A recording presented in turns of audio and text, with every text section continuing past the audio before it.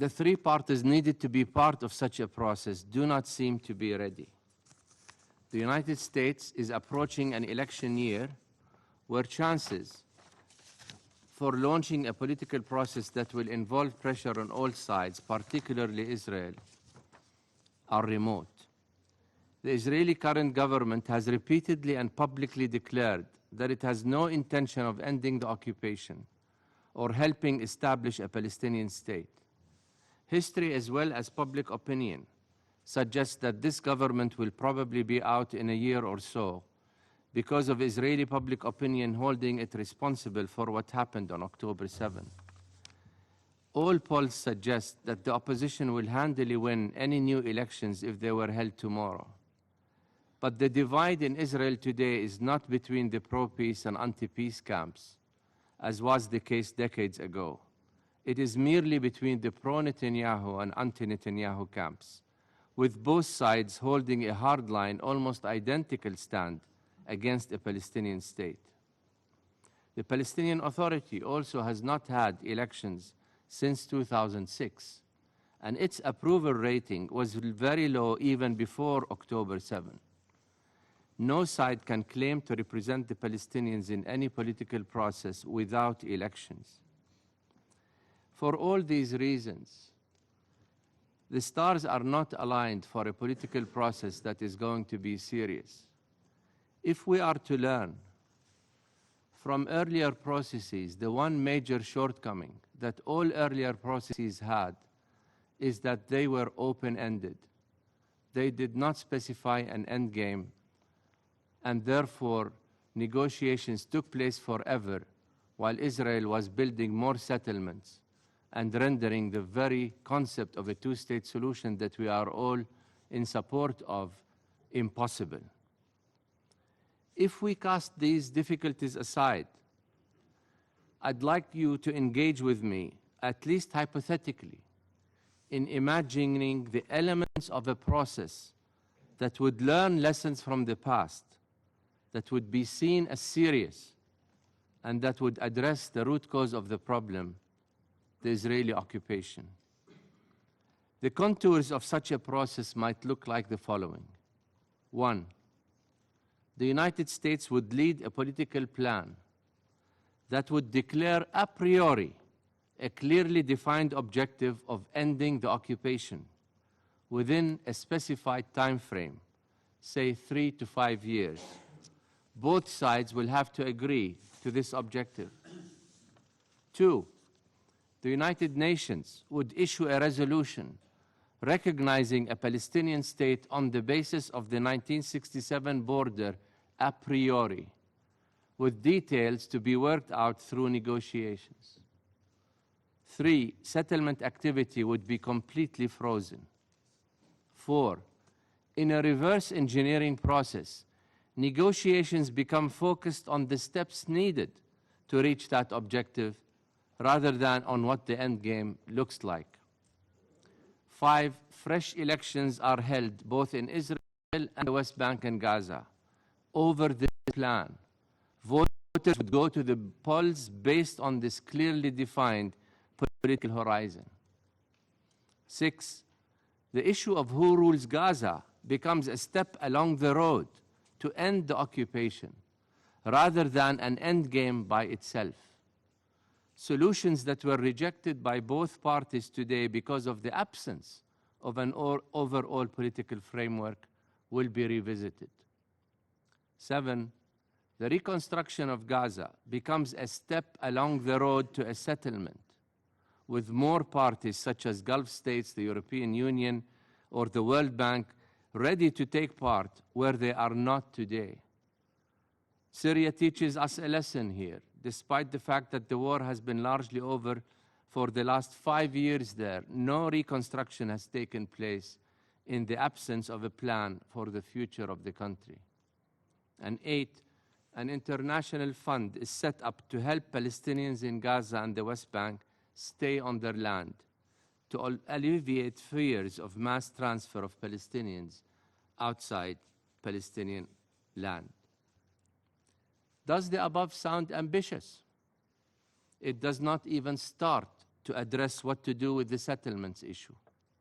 Even if the political will exists to end the occupation and adopt a two-state solution.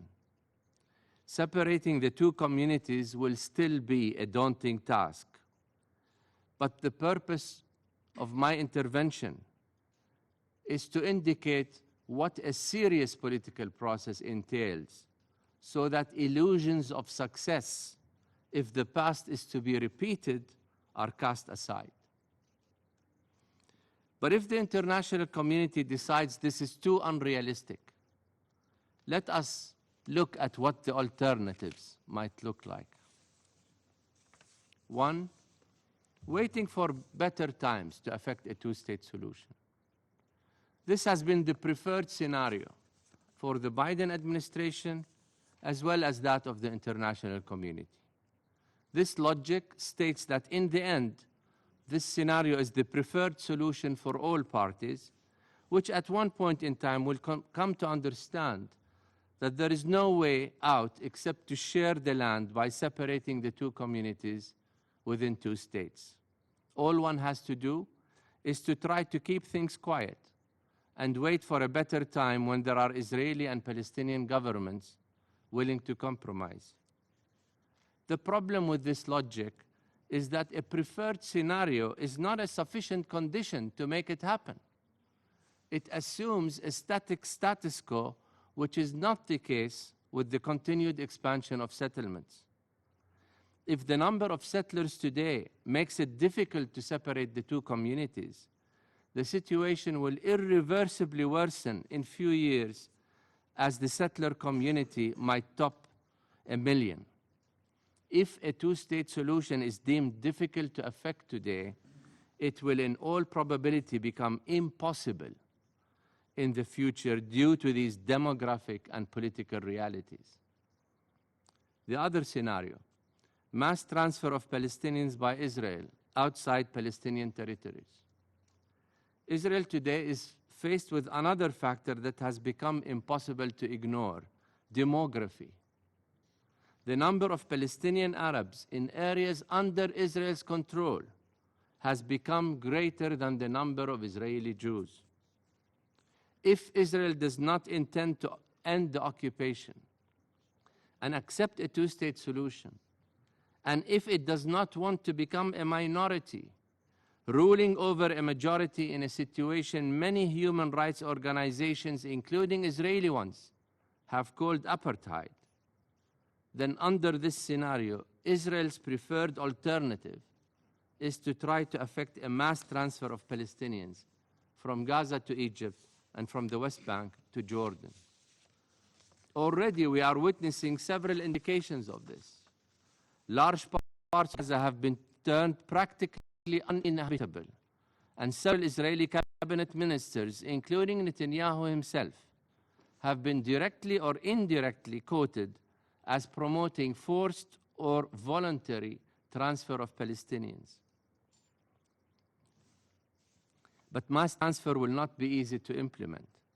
Jordan and Egypt have succeeded to draw international attention to this issue, to the point where the United States and other countries have publicly come out in strong opposition to mass transfer. And Palestinians themselves have learned the lesson from 1948, when 750,000 refugees were forced to leave their land and never allowed to return by Israel. Never, despite UN resolutions to the effect. The third scenario is that if a two-state solution is not effected soon, now, and mass transfer proves to be sufficiently resisted by the Palestinians, then the most likely scenario is the continuation of the occupation, though with changing conditions. The demographic factor will increasingly matter in the years ahead. With a Palestinian birth rate higher than that of Israelis, the loss of hope for a Palestinian state will translate into Palestinians demanding equal rights with Israelis where they live. The Israelis will not be able to indefinitely rule over a majority in a system where Palestinians would be living under apartheid.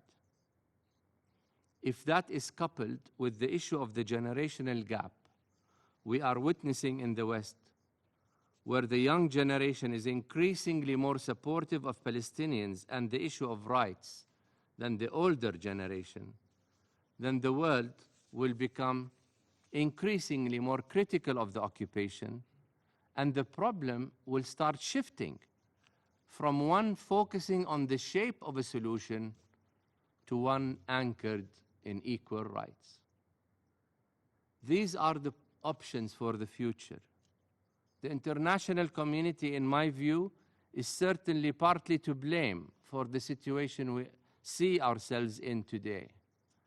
By abandoning a serious attempt to solve the conflict in recent years, and by ignoring the root cause of the problem, the occupation, we are where we are today. The option of pursuing another process along the lines of earlier ones is certainly there, but it will fail, with violence continuing to define the world of Palestinians and Israelis in the foreseeable future. Either a bold decision is taken to end the conflict now, and still with great difficulty try to effect a viable two-state solution, or the world will have to deal not only with occupation, but with the more difficult question of apartheid. The choice is ours. Thank you. Agradezco. I thank Mr. Moasha for his briefing. I now give the floor to Mr. Ite Epstein. Thank you, Mr. President. Excellencies. 12 weeks of unprecedented hostilities in Israel and Gaza, growing tensions and disturbances in the West Bank have elapsed, and I wish to make a few legal observations that underpin the humanitarian crisis to which the Norwegian Refugee Council is responding. Some capture serious violations that have been perpetrated and continue to occur. Others relate to premeditated atrocities that should be prevented by this august council. All parties, Palestinian armed groups and Israel, have shown reckless disregard for peremptory norms of international law, including the basic rules of international humanitarian law. The very rules they must comply with in all circumstances, breached. The Norwegian Refugee Council has condemned the atrocious violence launched by Hamas deliberately and indiscriminately against Israeli civilians, and continues to call for the immediate release of all hostages held ultra vires and for the humane treatment of Palestinian detainees in keeping with international law. The same legal certainty must also mean a halt to the Israeli offensive from which ordinary Gazans have no refuge before it claims the lives of even more civilians, many of them women and children. Indiscriminate Israeli attacks affecting the civilian population or civilian objects, or those causing excessive loss of life, injury, and damage must be condemned. The unprecedented levels of loss and destruction require our collective efforts to help meet basic needs and redress the starvation of the civilian population of Gaza, ongoing at this very moment. Reversing arbitrary, capricious, and unlawful limitations on humanitarian relief imposed by Israel, the occupying power, remains a normative and operational challenge that must be addressed. Mr. President, as Israeli military operations in Gaza drive civilians closer to its southern borders, the looming possibility of mass deportation of Palestinians to Egypt grows. This concern follows Israel's forcible transfer of hundreds of thousands of Palestinians within Gaza and explicit statements by Israeli officials endorsing such deportation without reasonable justification, proper accommodation or services in places of refuge, or guarantees of return once hostilities end. Article 49 of the Fourth Geneva Convention prohibits individual or mass forcible transfer and deportations of protected persons from occupied territory, regardless of their motive. Doing so constitutes a grave breach of international humanitarian law, codified as a war crime. A gross and systemic breach of a peremptory norm demands that all states cooperate in bringing wrongful behavior to an end through lawful means intended to induce the wrongdoing state to comply with its obligations. Every member state of the Council is obligated to prevent war crimes, crimes against humanity, and genocide, each constituting atrocity crimes. Mr. President, while we mobilize to respond to the humanitarian crisis unfolding in Gaza, armed Israeli settlers in the occupied West Bank have intensified their campaign of violence against Palestinians. In recent months, whole communities have been forcibly displaced owing to settler violence.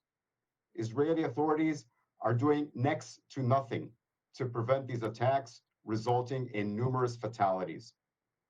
Settler violence is often overlooked by Israeli security forces and even encouraged by officials and ministers of the Israeli government.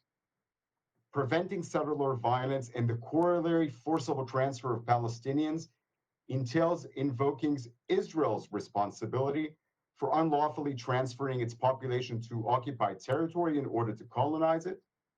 The Council should attribute responsibility to Israel when members of its armed forces, at all ranks and at all times, even when on short leave, allow for and participate in settler violence. Attribute responsibility to Israel when it directly allocates funds and arms to settlement guard squads, often seen to operate in excess of their prescribed duties and partake in attacks on Palestinians. The Council must not allow Israel to forcibly transfer Palestinians from their land or to continue with the illegal annexation of occupied Palestinian territory in breach of international law. If Israel is not held accountable for these actions, even more Palestinian communities will be forcibly transferred. Israel, as an occupying power, is responsible for public life, order, and safety in occupied territory carried out within the framework of Article 43 of the Hague Regulations. Law enforcement operations, such as incursions into West Bank cities, are governed by the human rights norms and standards of policing, where the use of lethal force is exceptional and possibly unlawful. Israel is bound by the basic principles on the use of force by law enforcement officials, which establish the use of lethal force as a measure of last resort. Disturbances and tensions in occupied territory allow no derogation from this rule. Excellencies, the Council must demand that Israeli authorities respect and protect the rights of Palestinians, abide by the provisions of the law of occupation and applicable rules on the use of lethal force, and work to de-escalate the ongoing violence in the West Bank. Israeli practices in occupied territory, including the extensive destruction of homes and civilian infrastructure, could push the population into forced and protracted displacement, with limited prospects for repatriation and return. The siege laid on Gaza, the maritime and air blockade, and the closure on land severing from the West Bank, which together form a single self-determination unit, that siege must be lifted. The prohibition on aggression precludes the acquisition of territory under the threat or use of force and annexation of any kind and for any alleged reason. Protecting civilians from harm, Israelis, Palestinians alike, by all possible means, is a fundamental norm of international law that must be respected by all. Reversing annexation, redressing settlement expansion, settler violence, and forcible transfer are therefore imperative demands. Civilians are desperate for safety, for shelter, for food and life-saving treatment for the injured and sick. NRC stresses that peace is the only viable solution for civilians in occupied Palestinian territory and Israel. A mutually agreed upon armistice agreement suspending active hostilities between the belligerents is a necessary stepping stone to the pacific resolution of the question of Palestine through such measures outlined in Article 33 of the UN Charter, including arbitration and judicial settlement. The Council can lay the path towards human security and peace by addressing the root causes of the conflict. Bringing the occupation of Palestinian territory to a close is essential to ending the suffering and enabling aid workers to deliver critical relief in hope of recovery to those in need. I thank you, Mr. President. Agradezco al señor.